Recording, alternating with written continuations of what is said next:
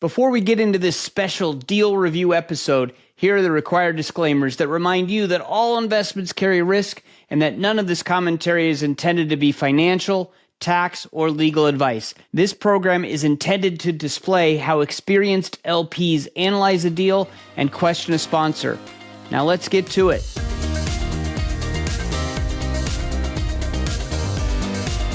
Hello, passive investors. I'm your host, Jim Pfeiffer.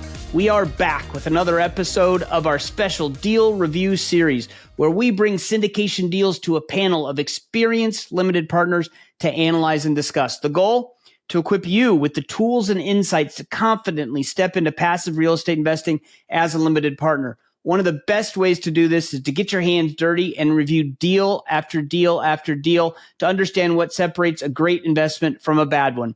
And we've got a couple experienced LPs here to help you along the way. This time, we've invited Whitney Elkins-Hutten from PassiveInvesting.com to present one of their latest deals. Whitney, thanks for joining us. Yeah, thanks for having me. And joining me on the panel are experienced LPs, including the co-host of the PassivePockets podcast, Paul Shannon, and founder of Vyzer, Litan Yahav. Paul, Litan, good to see you again. Happy to be here, Jim. Thanks for having me, guys. Together, we'll break down the deal, ask the tough questions, and expose any red flags we see. If you're a passive investor looking to sharpen your skills, this is the perfect chance to learn from our experienced LPs and gain insights for your own investing journey. Here's a review of the format. Whitney will have about 10 minutes to highlight the PIC Debt Fund.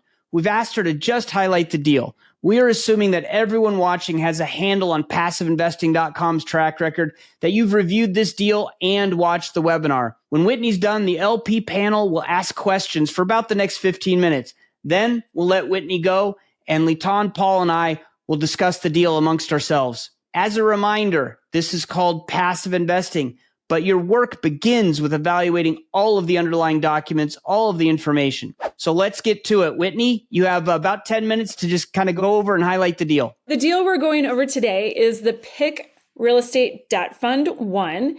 Now, I am the director of investor education at PassiveInvesting.com. And so for me, I love working from an angle of education. So when we're looking at a debt fund, like how do you invest in a debt fund? Just because if I just say, hey, PIC Debt Fund 1, what does that even mean? Debt, it can mean anything. It can mean you're investing in mortgage-backed securities, commercial real estate, residential real estate, distressed debt, private debt.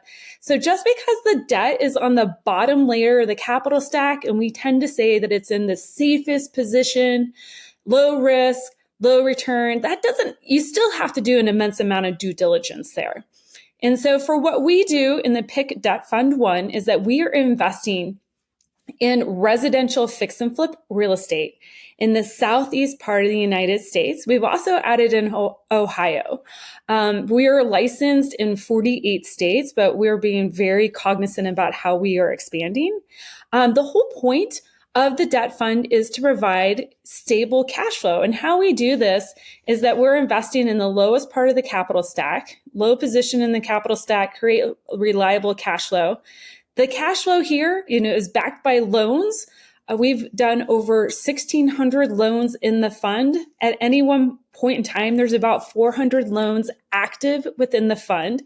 So when an investor invests into the fund, they're immediately diversified over a pool of 400 loans. So you're getting true diversification across borrowers, across markets, and across deals.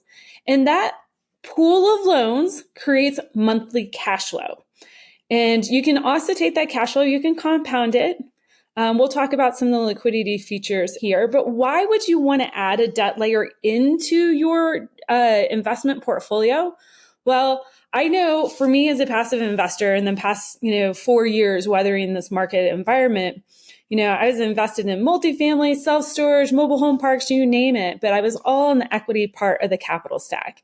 We're really trying to help our investors diversify across multiple layers of the capital stack in order to smooth that volatility ride in their portfolio. And adding in a stable, conservative debt investment can help you with that. One of the other features of the debt fund is our real estate debt fund is that it gives you a good diversification benefit of a non-correlated asset class. Again, in compared with holding maybe a lot of multifamily equity assets in your portfolio, now you have exposure to single family residential fix and flip real estate, but on a different layer of the capital stack. But also when you're investing in a debt fund, it gives you a priority position in case of bankruptcy. Okay. So whenever you invest in a debt fund, you may be the first person in line should something happen with that deal, or you may be the second or third. We don't know. But in the debt fund, the fund is the first in line if they need to take back over control of that asset. Now, when you're investing in a debt fund, this is something I love pointing out to investors is that you actually now have to underwrite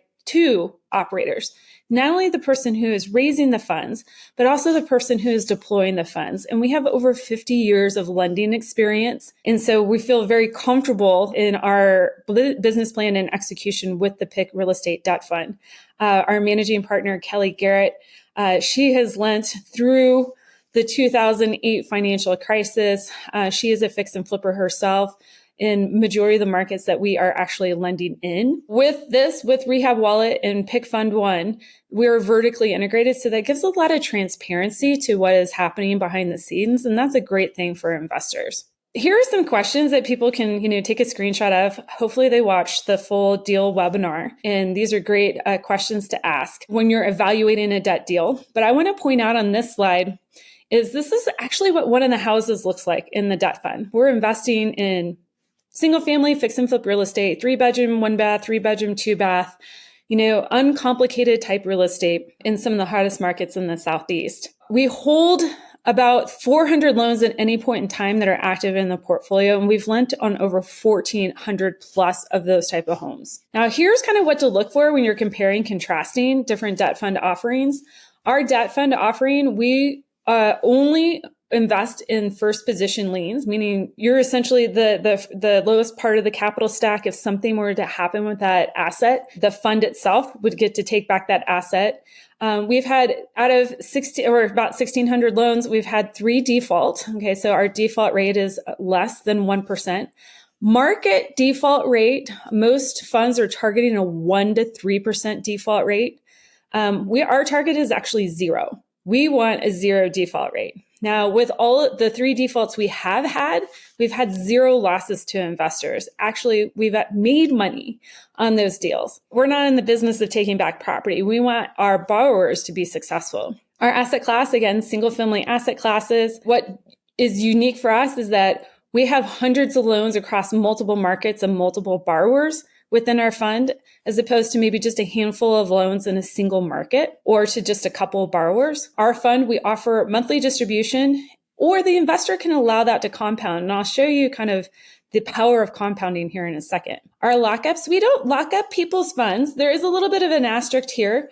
If you're investing $500,000 to $1 million and you want to get some of the upper tier returns that we offer in our debt fund, it does come with a short lockup period. But for investments under $500,000 or in the 2 lower tiers of returns in the debt fund, there are no lockups and we offer a 90-day redemption. We also have 0 leverage in the fund. So we're not taking your money to go to the bank to get more money in order to lend that out. The money that comes into the fund, that is the money that we are lending out. Okay. So therefore the returns are true and real.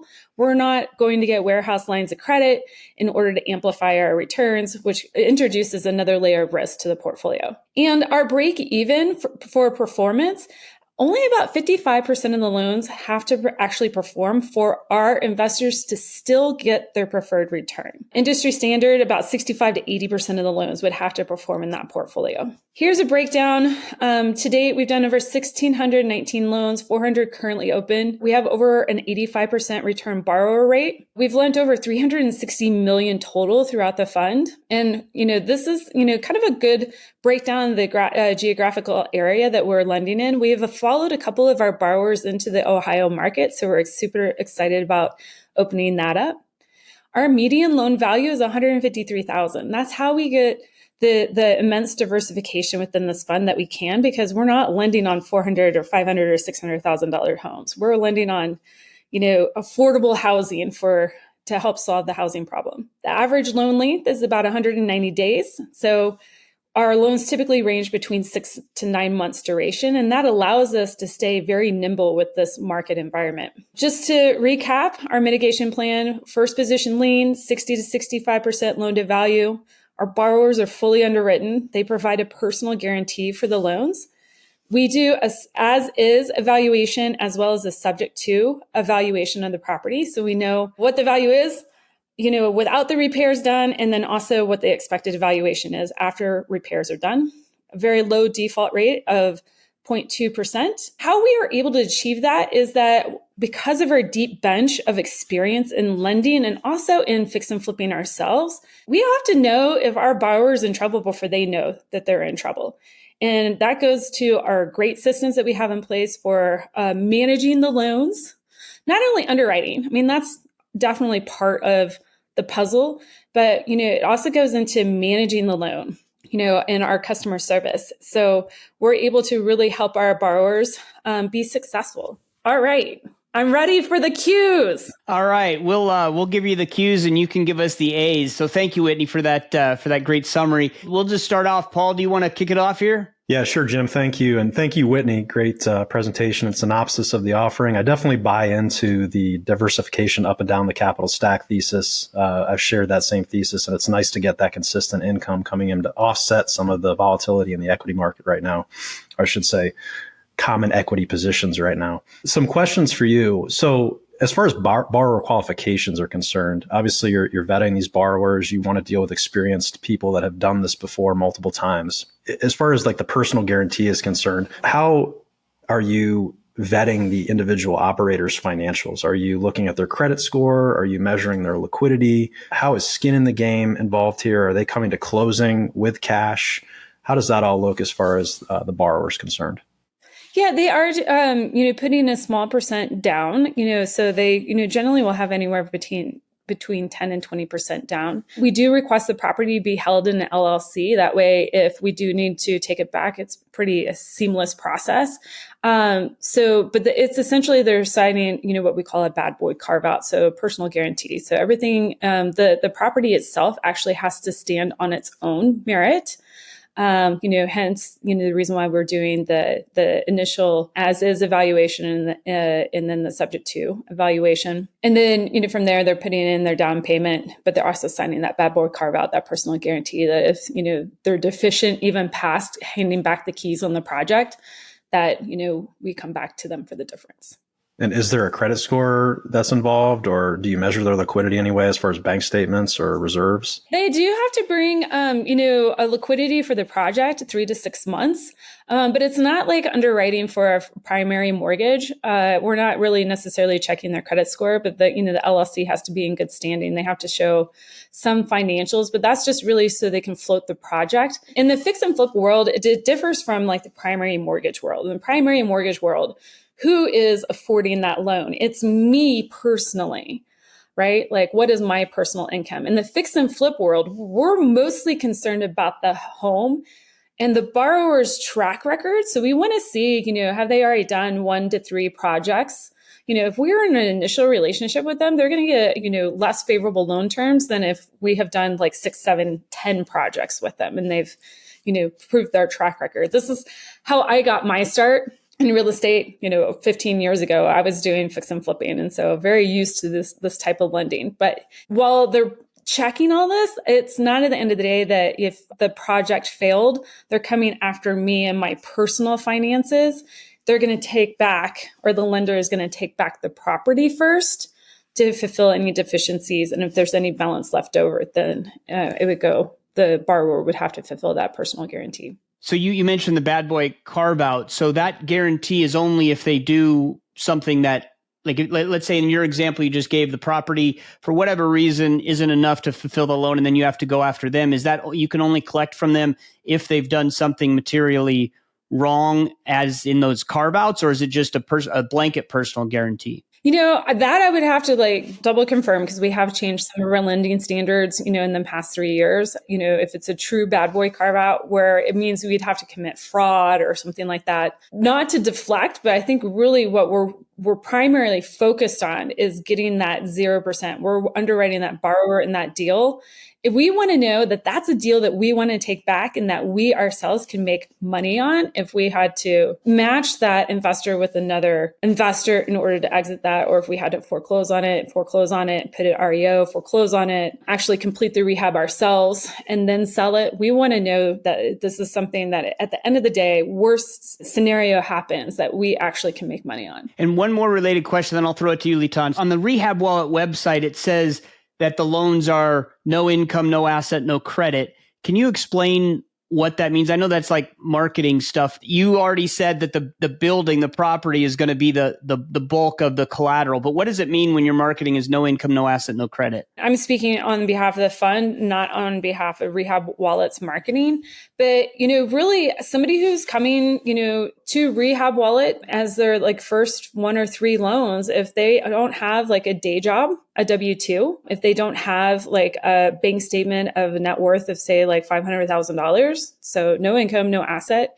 And then, technically they can have 0 credit and still, if the business plan for the asset that they're trying to buy and, use the funds to complete the fix and flip on warrants us being able to lend on them. Okay, then we can lend. That makes sense. I think that's common. And then Litan, I'll throw it to you because I think you're chomping at the bit here. Yeah. Hey, Whitney, great presentation. I love the asset, like private lending asset class, private debt, especially in this time. Question from a structural standpoint. What exactly is the relationship between Rehab Wallet and PassiveInvesting.com? How do the dynamics work between those two companies? Are they separate companies? They are 2 separate companies, yes. But there is, the managing partner over Rehab Wallet is Kelly Garrett. Our 2 managing partners for PassiveInvesting.com, Dan Hanford and Danny Randazzo, do have a stake in Rehab Wallet. How do fees, what do the fees look like in this fund, in these deals? Because you didn't touch on that in the presentation. How the fees work in the fund is that the investor gets paid their preferred return first, and then all the expenses for the fund get taken out. And then what's left over, gets divvied up amongst, the general partnership. So it really is a very clean waterfall, as opposed to some debt funds, all the expenses are paid out first. And then there's a carried interest that's paid to the general partnership, and then the preferred return. And then, all these kind of other dynamics, we pay our investors first. They are the bank. They're the reasons why we are able to do what we do. And so the range of preferred return can be 6% up to 10%.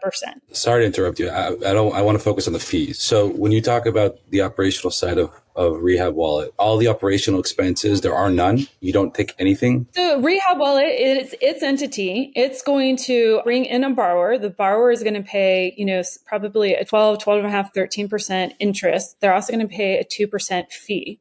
That pays for how Rehab Wallet runs. For the fund, the investors are not investing in Rehab Wallet. The investors are investing in a fund, and then Rehab Wallet deploys that capital.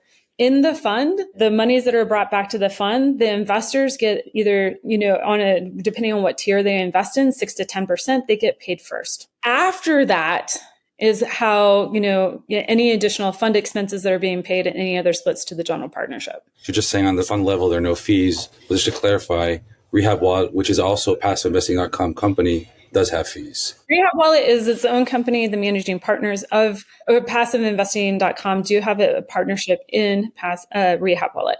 Okay. Just to piggyback on this set of questions, who actually holds title at the county? Is it Rehab Wallet or is it the fund? I'm going to have to check back with you on that. I believe it's the fund that actually holds title on all those, but I can check back and I can put that in the comments. Thank you. One last question then on that, and sorry to give you hard questions, Whitney. I just No, these are great. I love it. When there is a default on a loan, who takes possession of the property? Rehab Wallet, the fund? Who deals with that? Rehab Wallet takes care of everything on that. And we've only had 3 in those where we actually had to take back or foreclose at the county, and Rehab Wallet took possession of those properties. But does Rehab Wallet have a developing arm to it? No, we don't want to develop. We don't want to develop at all. So if you take possession of a fix and flip that you're foreclosing, you just resell it? You don't manage it? Mm-hmm. Okay. Don't quote me on this, but the first default, we actually had turned around in 24 hours. The second one we had turned around in 48. The third one, I think it took us 3 days. We're not looking to hold on to these. The first default that we had, we could not figure out why the borrower actually allowed it to default. We had them paired with the investor that was going to exit out the deal, and they could have made money. And for whatever reason, they didn't. And so we're like, okay, we took back possession of the property, sold it to another investor within our network, and then the fund benefited from that. But that's not the business we're in. That's not the business we want to be in. Thanks. That makes sense. I have a question on the 90-day redemption. That's quick, and it says it's even lower or quicker than the 90 days, but the 90 days comes with a guarantee. And I guess a couple questions on that. What happens if you don't hit the guarantee? How is it guaranteed? And then it says some exclusions apply. See the PPM. And I know we weren't able to get to the PPM because of the attorneys didn't want it in the public space, which we understand. But can you talk about the exclusions and what happens if the guaranteed 90 days doesn't happen? So let's go with how the 90-day redemption works. Is the day that your funds are invested, you could actually say, hey, I found a deal, please redeem me. And we technically, according to the PPM, have 90 days to return your funds. On average, we're somewhere between 20 to 23 business days to get funds back, sometimes off, sooner, depending on the check size. Like if somebody's looking to redeem $1 million, that could take us a little bit, time to make them whole. And we do have operators that do put their operating reserves into the debt fund. That is something, we did create tiers for operators to do that. But they need to know that, in order to get that upper tier at 10%, if you're going to put in $1 million and get the 10% preferred return tier, it does come with a 12-month lockup. So you invest on day one and you tell us that day, hey, I need my money. We do have up to a year to get you that money back. So that's where kind of the exclusions apply. The other tier where there might be the little asterisk is if you're investing, say, at $500,000 to $1 million, that's the 9% tier, and it's a 6-month lockup. Now, here's the thing. You could say, I want to invest $500,000. I want a 90-day redemption. Then you get the 8% tier. You just don't get the 9% tier. So we can work with you on that. Now, as far as how do we, quote unquote, guarantee that is that we, as a business, we hold hefty reserves ourselves. We have never had this happen, in the life of the fund. And we've ridden through COVID, we've ridden through interest rate, debacles and all that, but we have those reserves set aside to help supplant, the need for, to make people whole within that 90 days. Do you have third-party audited financials on the fund's performance? And is that something that, as a passive investor, you would be able to access? And along with that, could you also get a loan tape if asked? Yeah, we could definitely do a loan tape. That's easy enough. As far as we contract with a third-party accounting firm, doing third-party full audited financials is extremely expensive. We're an open book. So if an investor, somebody's invested in our deal and they need information, they just have to ask. I understand why people, want, third-party audited financials, for us and where we're at in this business and the size of the fund, and we're trying to keep expenses low. We just haven't done that to date, but we have our third-party accountant with Rehab Wallet, and then we also have our own third-party accountant with PassiveInvesting.com, and both of those have to reconcile. Very good. Thank you. Well, I do want to make one comment because I've been in a deal recently where the financials that were provided to investors were just kind of some hoodwinked Excel spreadsheet. And then, it comes to light, they weren't audited by anybody. If you're in a deal that doesn't offer, third party, full, audited financials, you want to get the financials from the actual accountant. So you're going to want to see their head, it on their own letterhead. And that is something that we can offer for sure. Can you talk a little bit more about Ohio? Because I think this was kind of, you're in South Carolina, maybe North Carolina. I don't remember. I think Georgia. And you said you were following some borrowers to Ohio. I assume you don't have people on the ground there. Maybe you do. And I know a lot of this is, getting the ARV, the after repair value right. And I'm not a flipper. I flipped once and made hundreds of dollars, so it was a disaster. But how do you get confidence in the values and all of that by going into a new market like that? Can you just address that? Well, first of all, Jim, if you made hundreds of dollars on your first flip, you actually won because not everybody makes money on their first flip. It did not feel like a win, let me tell you. I may not feel like a win, but I know people who have lost thousands on their first. Yeah, we got lucky. In the markets we're in, North and South Carolina, in Georgia, Tennessee, competition for, to pick up, distressed deals is getting stiffer. The amount that somebody can make on a flip is getting a little bit compressed. And some of our seasoned borrowers are starting to look at Ohio. They've been looking at the Tri-City.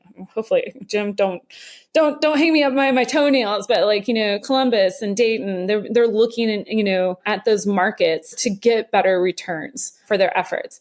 Now, we didn't immediately follow them there for that very reason that you stated. It was we didn't have boots on the ground. We didn't know truly what's the valuation there. So we allowed our borrowers to kind of get a little bit of track record there. We looked to hire locally. So we had boots on the ground, a loan originator who's very familiar with those markets. So it's not something that we're trying to do from the desk in Charleston, South Carolina. It is something that we are looking to hire, local loan originators that are very familiar with the markets and who can build deep relationships with our current borrowers who are already moving into those markets. Perfect. Thank you for that. This is the first debt fund you guys are doing, right? Or this is not the first debt fund? This debt fund's been open since June of 2020. So it's an evergreen debt fund. We will probably bring additional debt funds in other asset classes, but right now this is kind of our bread and butter.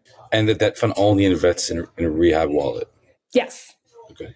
We like keeping our assets kind of single asset entities if at all possible. So, I can see a time where we might offer a blended fund. We do have another lending arm called Consistent Capital. They do more buy and hold type loans. They love development. They also love multifamily. I could see us at some point in time, maybe 5 years down the road that we have a blended fund, but we really love giving our investors the opportunity to kind of create their own portfolio, be it in multifamily, express car wash, debt, and any balance they like, as opposed to us dictating from the top down, hey, this is what you're holding. So it's been open for 4 years, right? So what's been the longest redemption period you guys had experienced when an investor wanted to, to get their money out? What was the longest it took? I would have to, ask that question. For tiers under 500,000, I haven't heard anything longer than that, 25 days. Whitney, this is something that I ask anybody who's investing in debt or I'm considering investing in that's doing a debt fund. Is there any self-funding going on of deals that are done by anyone on the GP team?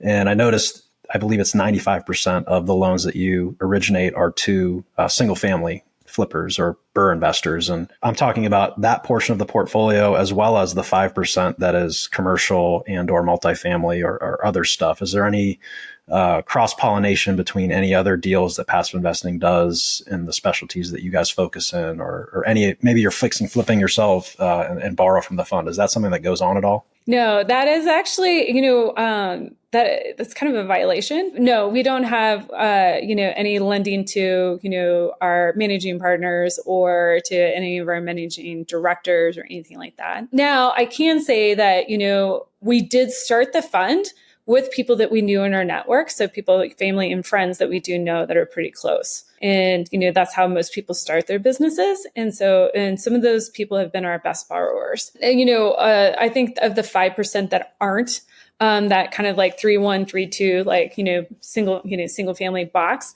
it might be more of a luxury home in downtown Charleston. I had the opportunity, not this past September, but September before last, to drive by one of the projects that we had lent on. And so they are still very kind of in that residential niche. They just might be, instead of the $150,000 loan, a little ticked up at maybe a $300,000 loan. I know that PassiveInvesting.com does a lot of different asset classes, multifamily. I think you do self-storage, certainly car washes, debt. My question is always, I know at Rehab Wallet, there's a whole team of people. I saw the list of people. There's a ton of people working on that. But you have the managing members are also the people that are running PassiveInvesting.com. So with all of that, how do you make sure that the focus, because a lot of operators just do one thing, or maybe they do one thing in debt on the side of it, but you guys are doing a bunch of stuff. So can you talk a little bit about how you maintain control and focus on all of these different operations that PIC is doing? I want to kind of bust that apart a little bit, and thank you for asking that question, Jim, is that each of our verticals is managed by a managing partner. So there's a managing partner over self-storage. There's a managing partner over express car washes, Cameron Broom. There's a managing partner, Kelly Garrett, over Rehab Wallet. And then Dan and Danny, our founding managing partners, sit over the overarching strategy across all of those verticals. Dan and Danny aren't doing all of those. They're not in the day-to-day weeds. They're kind of like more the president and the CEO, CFO, actually, probably like overseeing the different verticals and making sure that, everybody is getting the resources they need in order to run their businesses. Okay, that's great. That's what I figured, but it's just great hearing that. So any other questions, Paul, Litan, are you guys good? It's been great. Thank you, Whitney. Thank you, Whitney. Yeah, thank you. Awesome. Thank you so much, Whitney. We're going to ask you to sign off, and then we'll kind of chat about amongst ourselves. So thank you to Whitney for the presentation. Now we're going to dig in here with Paul and Litan. And just for clarification, we aren't here to make a recommendation. We are here to provide additional insights to the opportunity. If you're considering investing, we strongly recommend you make your own conclusions. What we're here to do is kind of talk about the positives and negatives that we see in the deal and what we think of it. So we'll start out with that. Anybody see any red flags on this deal, things that concerned you or anything like that? I didn't see anything personally on the materials that we were provided. Passive Investing's legal team thought it was best to not share their PPM and operating agreement and have it be torn apart in such a public forum, and I can understand that. So I would say if you're interested in the deal further, those are definitely documents that you want to review and pick out specific questions that you may have individually as an investor to address with the Passive Investing team. One thing, me personally, that I would want to understand a little bit more in those documents is the relationship between Rehab Wallet and the fund itself. One of the questions I had was who actually has title to the property. Whitney said she didn't know, but then she said in the 3 delinquencies or defaulting loans that they had, it was Rehab Wallet that handled it. So I assume it's them that has the deed at the county level. But just kind of figuring out what that relationship look like, if there are a host of defaults, if we enter into a recessionary period, if tariffs cause construction prices to rise considerably during the middle of projects, and you've got situations that are unexpected that come up. What happens and how is it handled between Rehab Wallet and PIC would be a big question for me. I agree. I think, again, like I mentioned, private credit is a really good asset class to have in your portfolio. And there are a lot of operators in the market that are doing this. So I didn't feel comfortable with that comparison to like other funds and what they do. Other funds provide liquidity. There are a lot of funds out there that do private debt. They're not alone in the market. With that being said, I think on the operational side, and I don't know if you want to talk about this, Jim, if there's like things I did like, but like I think from an operational side, I think they know what they're doing, originating these loans and giving them out. And to attest to that, the return borrowers, I think 87% return borrowers is also a pretty nice percentage of people coming back. The whole relationship between these two companies really needs to be really better understood and explained. Like, I understand they don't have fees in the fund level, but they definitely make money before you get money as an investor on the Rehab Wallet level, which is fine. They should make money, but I just think it should be really clear and straightforward on like how they make money. Money going from one hand to the other just has a lot of like red flags that you need to dive into, I think, and understand better. Last thing, I just will mention one thing. She talked about leverage not being a good thing. There are debt funds that are levered, and I don't think it's a good or bad thing. It just increases their risk, but also increases their return. When you invest in a private debt fund that is levered, your performance is higher. You have more risk, but I don't think it's a bad thing. Obviously, it's more conservative, so it's lower risk, but it's also lower return because of that. So those are just some things that I wanted to mention. Yeah, I think those are great points. And, with the relationship between Rehab Wallet and PIC, that is something to really dig into, because as we've seen, the investments that have had struggles over the last few years often are ones that have layers of operations, and you do the due diligence on the operator, and then there's a layer below and then a layer below. And if you don't do the due diligence on those lower layers, that's where you could run into trouble. Now, I'm not saying that's the case here, because certainly they have a good track record and all of those things that you look for, but understanding that relationship would a little bit better would be nice. And then to the PPM, Paul, you mentioned the private placement memorandum that we weren't able to get to. The attorneys, it's not that they didn't want us to dissect it in the public forum. They didn't want it to be available in a public forum at all. And they have their reasons. One of them is they said it violates some of the SEC regulations. I'm not sure how that works. So clearly, if you are an investor and you are interested, you need to review the PPM, and they will 100% they will let you have it. So it's not like it's a hidden document here.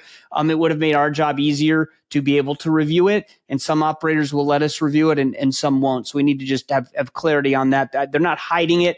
They just don't want it in what they think is a public forum. And that's attorneys. So that's what the attorneys said. That's what happened. Well, I would just say this, that whenever I consider investing in anything, whether it's passively, actively in real estate or anything in general, I'm always considering risk-adjusted returns and what are my alternatives in the broader market to earn that same yield at maybe a lesser risk, right? And when I think about this deal, if you're going to invest $1 million in this deal and get a 10% preferred return, this is a moot point. But I assume that most people aren't doing that. So it's the smaller investor that's getting a 6% preferred return. You can get 4 or 5% today, basically risk-free. So is that extra 100, 150 basis points of yield worth it to you? That's a question to ask. I know for me, when I look at private debt, I'm just looking for a little bit more in the way of returns when it comes to, 6% not being enough for me. I think they're originating loans at 13 to 14%. So they're taking more than half of the total yield of the project as GPs without really paying, anything to investors. So that's too much. I think, if you're interested in private lending, you could do this yourself. You can go down to the RIA club, right? That's what they're doing. They're doing very basic vanilla private lending. You go to your local RIA club, you meet some flippers, you get with an attorney, they can draft documents, and you can actually have a loan on a property in your own hometown and probably get 12 to 14%. That's a little bit more active, of course, but once that note is filed and you're collecting your income, it feels pretty passive. So I'm not saying that's for everybody. I think if you're, let's talk about some of the advantages. It's diversification. They've got 400 loans on their books right now. If you're going to take 100,000 and try to make one loan, you've got a lot more risk as far as concentration goes. So there's one benefit to the PIC fund. And their expertise, right? They have more expertise than I do in private lending for sure. Can I just touch on that? I think it's important to emphasize the return of those tiered returns are only the preferred return. That does not mean what the return will actually be. So 6% is the pref.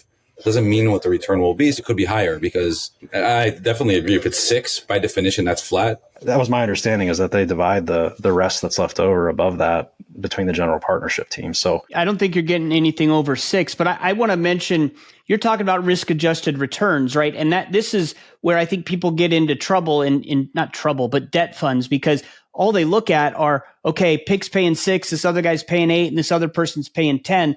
And I need to decide, well, they're all debt funds, so I'm going with 10. But the risk-adjusted return is the key. Paul, you mentioned you can get 4 or 4.5 just putting it in a bank or money market or whatever, something very low risk, right? Or you might be able to go and get 10 from somebody else, but they might have different asset classes that they're lending to. They might have different lending standards. They might have leverage that maybe makes you uncomfortable. So when I look at this, I'm thinking if I want something that maybe gives me a little bit more return than a T-bill, but is maybe lower risk than something else, then maybe 6% doesn't make sense. I don't know, but you can't just compare debt and say, well, 6, 8, 12, I'm picking the 12, right? You really need to look at the risk within each deal. And we've done a couple of these so far, and another one was debt funds, and those have different risks for a reason, and they have different returns. So that's something to understand. And then Litan, you brought it up. Maybe they pay more than 6. I got the feeling that it was 6 or 6. It was 6, and there isn't anything extra. So that's a clarifying question. But I don't get the feeling that if the results are better than expected, they're gonna give you the 6 pref and then an extra 2. Yeah, there was no waterfall mentioned, so I assume that's what you get. Also, as far as concentration, going back to doing your own private notes, which may be relevant, maybe not, but there's probably a lot less cash drag, right? If you get 100,000 returned to you as an investor, you got to find a way to deploy that again, and that lowers your returns as it's sitting there not earning anything or earning 4% or whatever it is in a high yield savings account.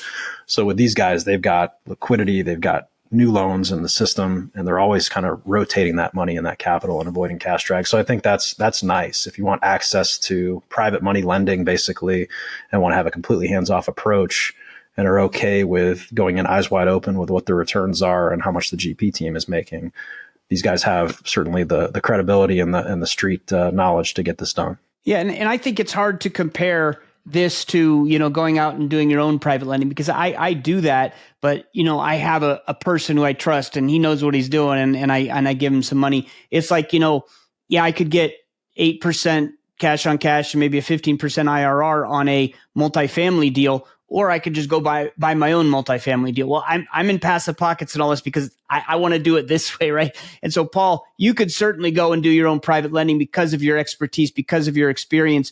But we got to compare this to other debt funds.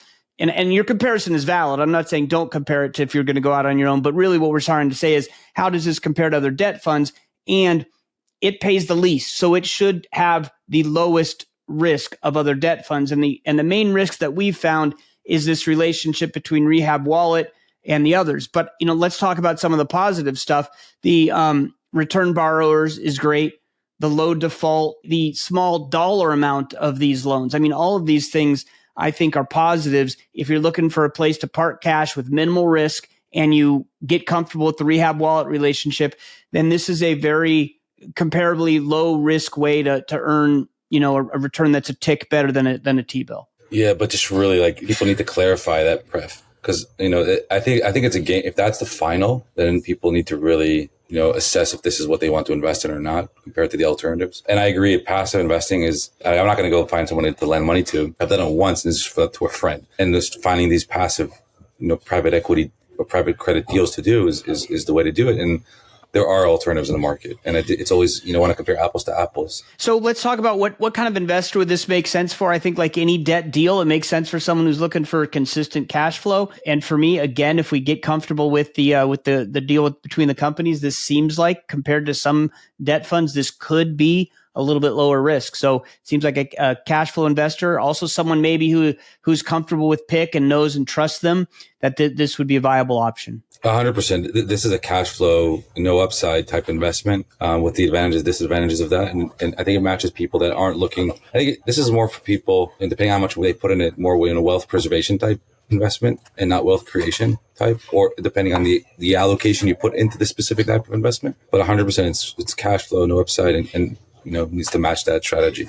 Yeah. And I think this is like I believe it's K1 ordinary income, if I'm not mistaken. I don't think it's 1099, but yeah, they mentioned that in the deck. It's a K1. Yeah. I think for that reason, it's a good fit for somebody who has a self-directed IRA with the ordinary income that would otherwise be taxed will be sheltered in the qualified account. So there's an investor that might benefit from this. A watch out would be somebody who's investing in a non-qualified account in a state that has, or maybe they're, high net worth, or they have high W-2 income or something. And they also are in a state that has high state income taxes. You could see 50% of that 6% gone to taxes very quickly. So that's something to be factored in as well. Absolutely. Well, thanks, guys. If there's no more last comments, then we will just thank you both for being here, and we will see you on the next one. Thanks, guys. Enjoyed it. Thanks for having us. And that wraps up this deal review episode. A big thank you to Whitney Elkins-Hutten from PassiveInvesting.com for presenting the deal. And of course, to my fellow LP panelists, Paul Shannon and Litan Yahav, for sharing their expertise. We hope this episode gave you valuable insights into what experienced limited partners look for in a syndication deal, the questions they ask, and the factors they consider before making an investment decision. Be sure to like, subscribe, and leave a comment with your thoughts on the deal or what you'd like to see in future deal review series. And don't forget to check out PassivePockets.com for more tools, resources, and a free 7-day trial to join our community of passive investors. Thanks for tuning in, and as always, happy investing.